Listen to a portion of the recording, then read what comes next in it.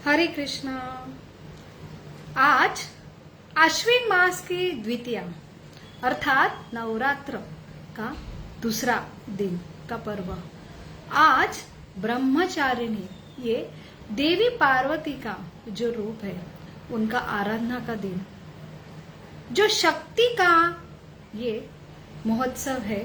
तो सबसे जरूरी है ये शक्ति सिर्फ स्त्री शक्ति के लिए है। शक्ति का अर्थ शास्त्र में जो बताया है हर जीव की शक्ति। तो जीव भगवान का अंश है और ये अलग अलग भगवान की शक्तियों से कार्यरत होता है। तो जीव को स्वतंत्रता दी जाती है, वो ये शक्ति को चुने। तो जैसे अंदर जीव का स्वभाव है, उसकी चेतना है, उसी तरह से बाह्य जो शक्ति को वो आकर्षित करता है और ऐसे शक्ति द्वारा वो इस जगत में कार्यरत होता है। तो जीव अर्थात स्त्री और मनुष्य, तो दोनों के लिए ये एक शक्ति का आराधना का ऐसा उत्सव है जो है नवरात्र। तो यहाँ पे जैसे आधुनिकता बढ़ती है तो हर जो हमारा जो ऐसा भारत भूमि ये पवित्र भूमि है जहाँ पे हमारे जो ये सृष्टि चलाने वाले ये सारे देव देवता, जो आज हम सिर्फ ये सारे पुराण देव देवता ये उत्सव की कथा ये सिर्फ हमें बच्चों को हम स्कूल में ये काल्पनिक कथाएं ये माइथोलॉजिकल स्टोरी के रूप में पढ़ाया जाता है। ये बहुत बड़ा दुर्दैव है। हर चीज शास्त्र से परखो अर्थात सिर्फ आंखों से परखो, तो आंखों से हर चीज नहीं देखी जाती है।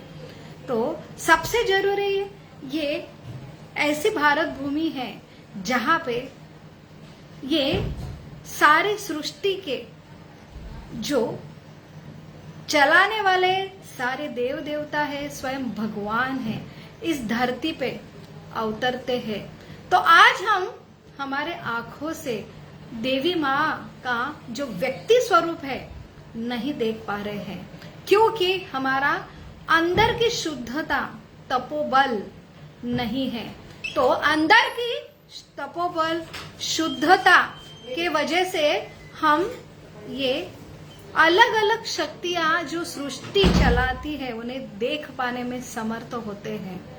तो ये सारे शक्तियां जिनके वजह से ये जीव ये सृष्टि में कार्यरत होता है, ऐसे ये शक्तियां ये एक व्यक्ति स्वरूप में उनका अस्तित्व है।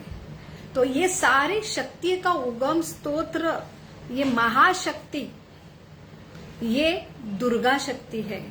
तो ये दुर्गा शक्ति का कार्य क्या है और क्या हुआ ये 9 दिनों में, और क्या अगर ये 9 दिनों में हम विशेष ऐसे व्यक्ति स्वरूप में ये सोर्स ऑफ एनर्जी ये ऊर्जा के स्रोत की हम आराधना करते हैं अर्थात उनका स्मरण करते हैं, उनकी कथा सुनते हैं, व्रत करते हैं, तो ये बहुत ही जो हमारी चेतना की शुद्धता के लिए बोला जाता है। तो श्रवण करना अलग अलग कथाओं का, तो हमें सिर्फ कथा अगर बोली जाती है तो उसको हम काल्पनिक माइथोलॉजी का नाम देते हैं। इसलिए कथा के पूर्व हम तत्व से जो हम कथा किसकी सुन रहे हैं वो उसका स्वभाव क्या है, उसका और मेरा क्या संबंध है, वो है तत्व ज्ञान। तो तत्व ज्ञान का अलग शास्त्र है जो वेद है, उपनिषद है, जो भगवत गीता है, जहां पे हमें ये सृष्टि चलाने के अलग अलग ऊर्जा स्तोत्र है, वो व्यक्ति स्वरूप में कैसे कार्यरत होता है वो हमें सिखाती है। आज ऐसा तत्व ज्ञान का पढ़ाई का अभाव है हमारे जो एकेडमिक स्कूल कॉलेज में, इसलिए तत्व ज्ञान समझने पर मेरा स्वभाव क्या है, मैं सिर्फ एक शरीर नहीं, पंच महाभूत से बना हुआ अंदर एक चेतना हूं, और ये चेतना अलग अलग शक्ति द्वारा कार्यरत होती है। जैसे एक गुरुत्वाकर्षण की शक्ति का हमने अभी तक रिसर्च किया है, लेकिन वो कितना सूक्ष्म, अति सूक्ष्म जो तरह से वो हर जीव को नियंत्रित करती है, ऐसे बहुत सारे शक्तियों द्वारा ही ये जीव इस जगत में कार्यरत होता है। तो ये सारे ऊर्जा और ये ऊर्जा का स्तोत्र जो है, एक शक्ति, एक व्यक्ति पर्सनालिटीफाइड है, और इसका और हमारा इस जीवन का हर व्यक्ति का क्या संबंध है वो हमें तत्व ज्ञान सिखाती है। या बिना तत्व ज्ञान से अगर हम डायरेक्ट व्यक्ति स्वरूप जो शक्तियां हैं, अलग अलग देव देवता की शक्तियां, भगवान की शक्तियां हैं, उनकी कहानी अगर सुनते हैं तो हमें सिर्फ मात्र कल्पना के रूप में एक काल्पनिक कथा द्वारा हमें समझता है। क्यों? बच्चे अगर महिषासुर कि हम दुर्गा माता की कथा सुनाते, मधु कैटभ की कथा सुनाते हैं, अंबिका चंड मुंड की कथा सुनाते हैं, तो उन्हें एक मात्र मनोरंजन और ऐसा कि हो सकता है, क्योंकि वो प्रश्न करते कहाँ है महिषासुर कहाँ है, महिषासुर जो मर्दिनी ऐसी दुर्गा माँ का तो हम देखते नहीं है, तो हम सारा जो सिर्फ देखने पर ही विश्वास करते, इसलिए उसे काल्पनिक के रूप में कथाओं को जो संबोधित किया जाता है। इसलिए बहुत जरूरी है तत्व ज्ञान समझना, और तत्व ज्ञान समझने के लिए बहुत बड़ा साइंस है। साइंस जैसे हम बुक्स में साइंस पढ़ते हैं, लेकिन लैब में जाके उसको प्रत्यक्ष वो समझ पाते हैं, वही ये एक साइंस है जो अलग अलग सृष्टि में कार्यरत होता है। तो वो तत्व ज्ञान समझने के लिए भी एक सत्व गुण की आवश्यकता होती है। एक चेतना के ऊपर अलग अलग आवरण है, जो भगवत गीता में आवरण आता है, जो तामसिक, ये तमस जगत का स्वभाव है।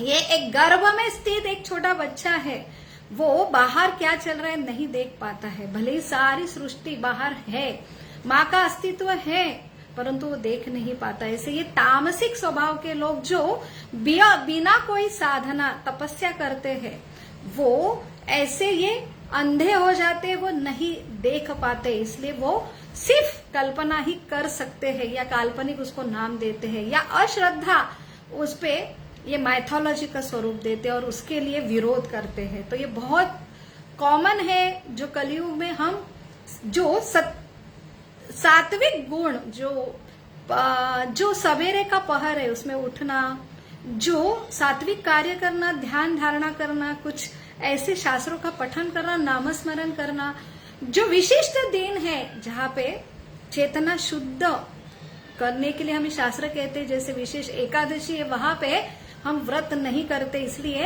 ये चेतना ये जैसे गर्भ में आवरण बहुत ही कड़क होता है वैसे होती है। इसलिए बहुत आवश्यकता है तत्व ज्ञान। शास्त्र हम ऐसे बिना शुद्धता से अगर पढ़ने का समझने का प्रयास करें तो वो भी हम नहीं समझ पाते हैं। इसलिए हम कथा सुनते हैं, लेकिन उसके ऊपर तत्व ज्ञान सात्विक जो है वो ना होने की वजह से वो जीवन में उतारना, क्योंकि श्रद्धा ही नहीं होती, विश्वास नहीं होता है, तो बहुत मुश्किल होता है। इसलिए बहुत जरूरी है तत्व ज्ञान समझना, उसके लिए सत्व गुण की कार्य करना, वो एक सुपर साइंस है। जैसे साइंस में रियलाइजेशन होता है, हम देख पाते हैं, वैसे ही चेतना का आवरण, तामसिक आवरण जब कम होता है, तब ऐसे ये शक्तियां हम अनुभव करते हैं। ये कोई अंधश्रद्धा नहीं है। आप माइक्रो ऑर्गेनिज्म नहीं देख पा रहे आंखों से, तो अर्थात ये माइक्रो ऑर्गेनिज्म छोटे छोटे जीवाणु नहीं है, ऐसा नहीं। उसके लिए विशेष आपको प्रशिक्षण लेना पड़ेगा, एक माइक्रोस्कोप इंस्ट्रूमेंट लेनी पड़ेंगी। वैसे ये अलग अलग शक्तियां, और ये शक्तियां ये उसके पीछे उनका व्यक्तित्व स्वरूप है। आज महिषासुर अलग अलग चंड मुंड, अलग अलग रंभा कुरंभा, जो शुंभ निशुंभ राक्षस हम नहीं देख पाते हैं, क्योंकि आज वो जो असुर है वो शास्त्र के ऊपर देव देवता को जो बहुत घोर तपस्या करते थे, उनको ये देव देवता का नियंत्रण सृष्टि पे है और उनके जीवन में आसुर भी है, तो बहुत ही वो घोर तपस्या नियम फॉलो करते थे, इसलिए उन्हें प्रसन्न करके ऐसे शक्तियां को वो बड़े बड़े वरदान वो प्राप्त करते थे और इसलिए उनकी जो आसुरी वृत्ति बढ़ जाती थी, लेकिन वो निगेटिव रूप से ये शक्ति को ग्रहण करते थे और इसलिए ये आसुर का संहार करने के लिए अलग अलग देव देवता, जैसे ये महाशक्ति दुर्गा माँ का जो है यहाँ पे अवतरण हुआ, अलग अलग भगवान का अवतरण होता है। तो आज कलयुग में कोई ऐसा असुरी नहीं तैयार हो रहा है, क्योंकि शास्त्र के ऊपर विश्वास नहीं है, जो तपस्या कर नहीं पा रहे हैं, देव देवता के ऊपर विश्वास नहीं है, तत्व ज्ञान का अभाव है, तो इसलिए एक छोटा सा कोविड वायरस भी आता है तो बहुत बड़ा संहार होता है। तो ऐसी संहारक शक्ति तैयार होने के लिए वैसा जो शुद्धता तपस्या होनी चाहिए वो भी नहीं है। तो आइए आज का दूसरा दिन, जहां पे ब्रह्मचारिणी ये माता दुर्गा की कथा आती है, तो 9 दिन में हमने कथा सुननी चाहिए, क्योंकि श्रवण मात्र से, लेकिन उसके लिए विश्वास होना जरूरी है, विश्वास के लिए तत्व ज्ञान समझना जरूरी है। जितना हम विश्वास से श्रद्धा से श्रवण करते हैं, हमारा हृदय में जो चेतना है वो शुद्ध होती है। अर्थात इस जगत में आलस करना बहुत आसान है, आलस से उठना, उत्साहित होना, कार्यरत होना, उसके लिए प्रयास करना पड़ता है। द्वेष करना बहुत आसान है, द्वेष से ऊपर उठ के किससे प्रेम करना, उसके लिए तपस्या करनी पड़ती है। जो सबका जो शोषण करना बहुत आसान है, बल्कि सबका सेवा निस्वार्थ करना, उसके लिए हमें प्रयास करने पड़ती है। तो अगर हम ऊपर उठने का प्रयास नहीं करते हैं तो अपने आप हम नीचे गिरते हैं। तो ऐसे निगेटिव जो एनर्जी हावी होती है, इसलिए बहुत जरूरी है, जो हमारी वैदिक संस्कृति में हर महीने में हमको जगाए रखने के लिए, और ये जो तप व्रत जो कथा है श्रवण करना, ये हमें ऐसा निगेटिव एनर्जी से, नकारात्मक एनर्जी से सकारात्मक एनर्जी को उठाने के लिए ये मदद करती है। इसलिए बहुत ही जरूरी है हर त्योहार में ऐसे ये जो व्यक्ति स्वरूप में शक्तियां जो उनकी कहानी रहती है वो समझना, उसका तत्व ज्ञान समझ के श्रद्धा जागृत करके वो श्रद्धा से सुनना, ये बहुत ही लाभदायक है। जो तपस्या व्रत नहीं कर पाते, कम से कम जो इस विशेष जो पर्व होता है उसके विशेष पर्व पे ये उनके बारे में सुनना भी ये बहुत तपोबल के समान है, और उससे हृदय की चेतना, ये जो द्वेष है, आलस्य है, अहंकार है, निष्क्रियता है, वो उसके ऊपर हम विजय प्राप्त कर सकते हैं। तो ये नवरात्र ये शास्त्रीय दृष्टि से वर्ष में 4 बार आते हैं, क्योंकि 4 ऋतु जब बदल होता है, बहुत सृष्टि में बदल होता है, इसलिए हमें एक जीव, ये मनुष्य जो हर कोई भी, ये हमने धर्म जाति निर्माण किया, लेकिन हर जीव एक ही सृष्टि में रहता, हर जीव का शरीर एक ही है, सृष्टि का वातावरण भी एक ही है, इसलिए सृष्टि में बहुत बदल होते हैं। एक ऋतु से दूसरे ऋतु में जब ऋतु का बदल होता है तो शरीर में सृष्टि के बदल के परिणाम होते हैं, इसलिए 4 ऋतु जब बदलते हैं तब जो परिणाम होता है उससे बचने के लिए ये सृष्टि में हमें ये शास्त्रीय दृष्टिकोण से ऐसे व्रत, और ये व्रत सृष्टि के बदल और विशिष्ट समय, ये नकारात्मक शक्ति बढ़ जाने पर ऐसे ऐसे असुर हुए और उनका संहार करने के लिए कैसे भगवान ने अलग अलग देव देवता का जो यहाँ पे आगमन हुआ और उससे कैसे ये सृष्टि का बचाव किया, तो ये शास्त्रीय है। इसलिए वर्ष में 4 ऋतु में 4 नवरात्र आते हैं।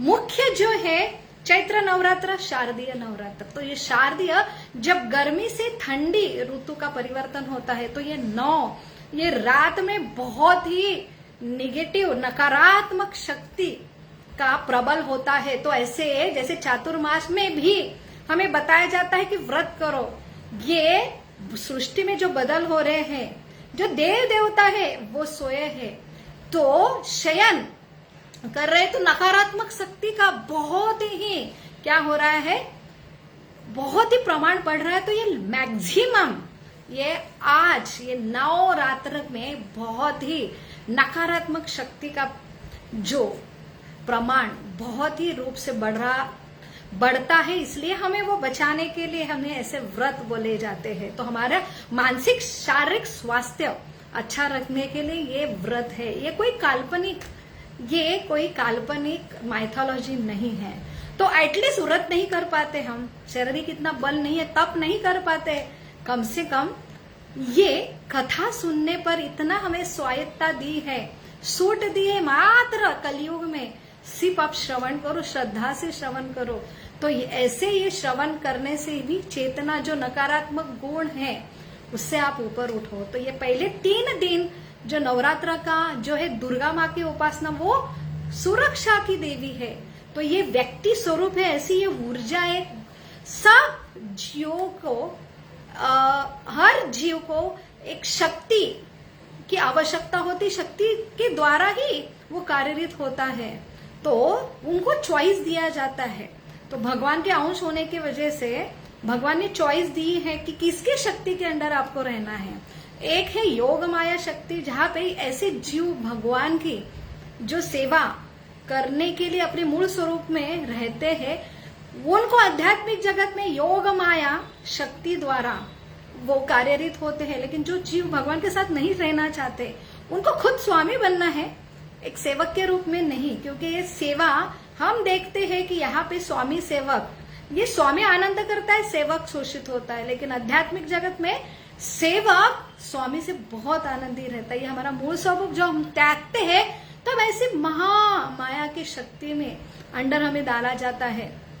और उसके ये रजो तमो और सत्व गुण के वजह से हम अपना मूल स्वरूप खो देते हैं। हमको हमारा सेवक रूप से हम स्वामी बन जाते हैं। इसकी वजह से हम यहाँ पे जीवित रह पाते हैं, क्योंकि हमारी जो चेतना है वो हमने बदल दी है। हमको स्वामी बनना है लेकिन है नहीं, लेकिन इसलिए रजो तमो गुण से हमको समझता है कि मैं स्वामी, मुझे कार्यरत होना है, वो सुपर पैशनेट हो जाते हैं।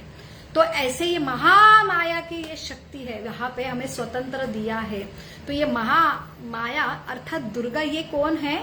ये सुरक्षा की ये माता है। तो सुरक्षा प्रदान किससे करती है? नकारात्मक शक्ति। तो नकारात्मक शक्ति की वजह से ऐसे आसुरों की निर्मित हुई, जैसे मधुकैटभ है, जैसे शुंभ निशुंभ है, जैसे रंभा कुरंभा है, ऐसे 3 और महिषासुर है। ऐसे प्रमुख 4 अलग अलग कर्म में कल्प में ये असुर की निर्मित हुई। ये असुर से संहार करने के लिए ऐसे जो ये महामाया है, दुर्गा है, अलग अलग रूप रेखे, ये भौतिक जगत के जीवों से उनको सुरक्षा प्रदान करने के लिए उन्होंने संहार किया। ऐसे 9 रात में संहार की प्रक्रिया हुई।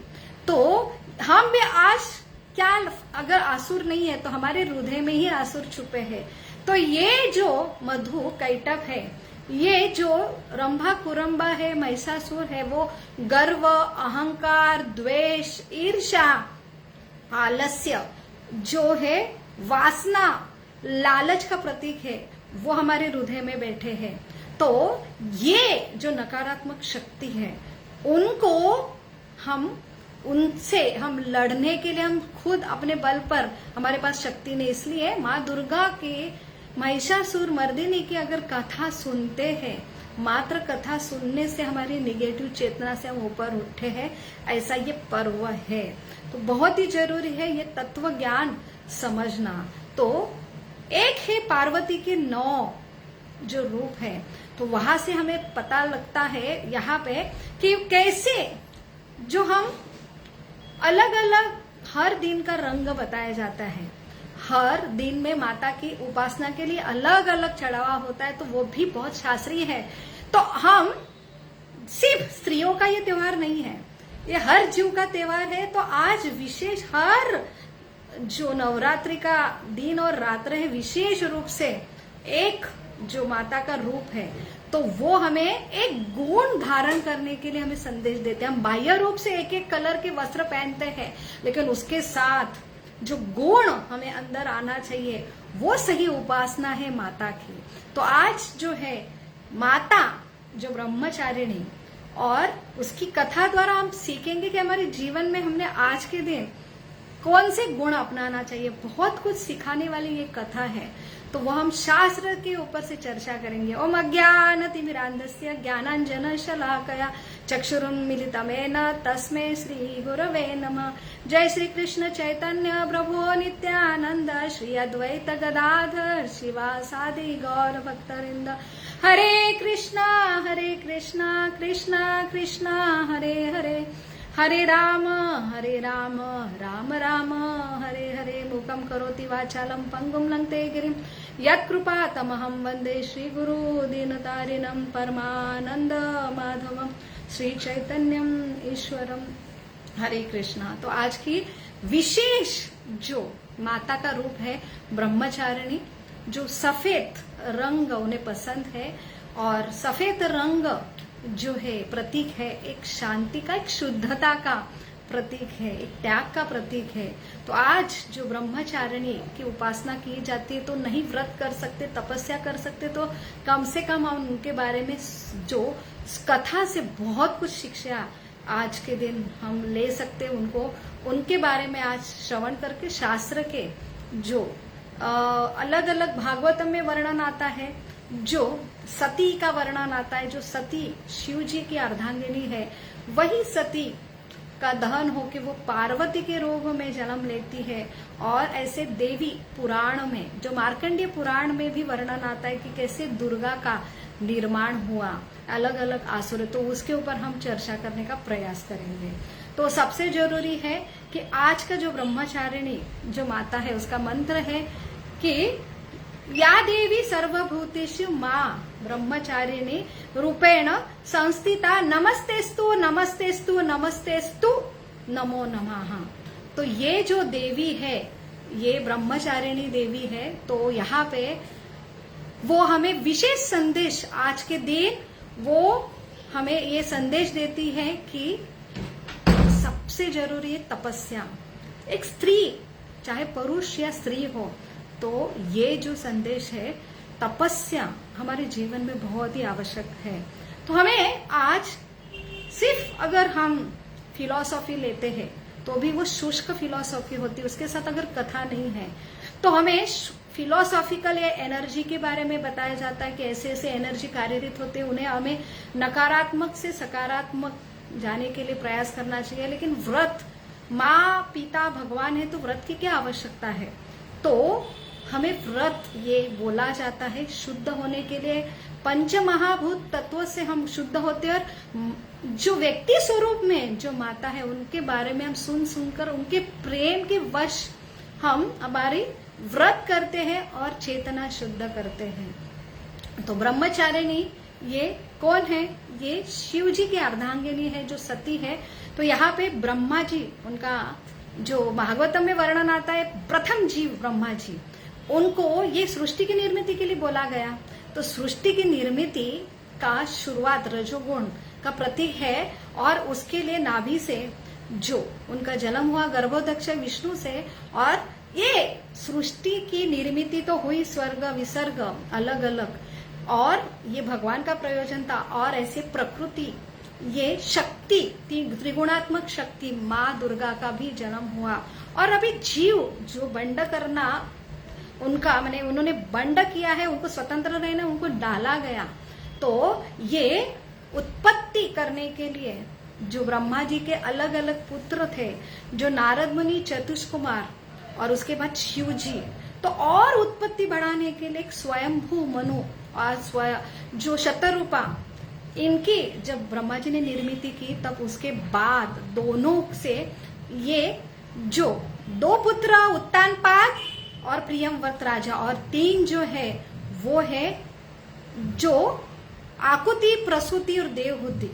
तो ये उसमें से प्रसूति, इनका विवाह दक्ष प्रजापति अर्थात उन्होंने बहुत सारे जो उत्पत्ति का कार्य किया। तो ऐसे दक्ष प्रजापति की जो 9 पुत्रियां और 10,000 पुत्रों में से एक सती बहुत ही तपस्या करने पर उनको प्राप्त हुई, और ये सती शिव जी से विवाह होता है। शिव जी ये दक्ष प्रताप की बड़े भाई है, लेकिन उनका वैराग्य, ये सारा रूप देख के वो बहुत ही द्वेष करते थे दक्ष प्रजापति, और दक्ष प्रजापति उनका अवहेलना करते हैं, और इसलिए वो अपने दामाद को वो उनके प्रति द्वेष निर्माण होता है। तो बहुत बड़ा यज्ञ का जो वो प्रयोजन करते, उसमें सारे पुत्री को आमंत्रण देते, देव देवता को आमंत्रण देते, शिव जी और सती को आमंत्रण नहीं करते। तो यहाँ पे सती ये अपने पिता और सारे जो बहन उनको मिलने के लिए बिना बुलाए जाते हैं, तो वहां पे बहुत बड़ा अपमान अपना पति का वो सहन नहीं कर पाती, और वो यज्ञ कुंड में आहुति देती है। वहां पे शिव जी का वो स्वयं रुद्र मदा जो महाशिव है, तो यहाँ पे उनका आगमन होता है। वो अपने जो अर्धांगिनी वो शक्ति का ये दहन देखे वो बहुत ही रुद्र अवतार में चले जाते हैं। रुद्र से ये ऐसी जलित जो दुर्गा माँ है वो अधिष्ठाती है, तो ऐसे ये लेके बहुत ही रुद्र जो ऐसा रुद्र रूप होता है, तो वहां पे साक्षात विष्णु जी ये रूप कर ये दहन हुआ सती का जो टुकड़े होते हैं, और उनसे उनका जो रुद्र शांत होता है वो वैराग्य में चले जाते हैं। तो यहाँ पे ऐसे भारत भूमि हमारी है कि यहाँ पे ऐसे जले हुए टुकड़े पर यहाँ पे यह हर स्थान पे गिरे, और यहाँ पे उनका शक्तिपीठ का निर्माण हुआ। ऐसे 51 शक्तिपीठ है पूरे भारत में, और महाराष्ट्र में 3.5 शक्तिपीठ है। तो ये बहुत ही वर्ष पूर्व की घटना है, लेकिन उनका शरीर ही हमारे मनुष्य के जैसा साधारण शरीर नहीं है। विशेष माता जो ये शक्ति है, महाशक्ति, आदि शक्ति बोला जाता है, वो शक्ति है, हम साधारण जीव है। तो वहां पे उनके जो शरीर के टुकड़े गिरे, तो वो एक शक्ति, विशेष शक्तिपीठ कहला जाता है। तो हर दिन हम एक एक शक्तिपीठ के ऊपर चर्चा करने का प्रयास करेंगे।